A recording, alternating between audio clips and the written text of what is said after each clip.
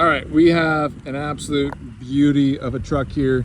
2016, fully built 5-foot Taco.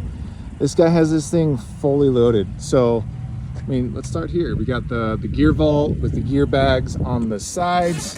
These are super helpful for putting jet oil, med kits, kind of whatever you need. We got side lights on the side, awning mounts as well. I was planning on putting an awning up there. You guys should let them know what kind of awning you should get. We got a gear vault table. We have the bed, the pass-through window, the power plate system with battery, juice box. I mean, all sorts of tailgate light. We got rear lights. Holy smokes, this guy is really built out. Tailgate lights for backing up. Super helpful. Window delete because he's probably in the city somewhere. And then also he's got a deck system in here, which I was actually, I mean, it probably helps that he has the tall version because he has a roof rack on the front.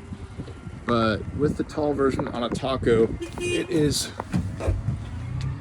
pretty easy to get up in here. And I'm 6'3", and I'm nowhere near the roof of this thing. So, plenty of space inside of this guy. If you guys are wondering, this is how we run our solar wires into power plate from the roof. Got a little junction box down there.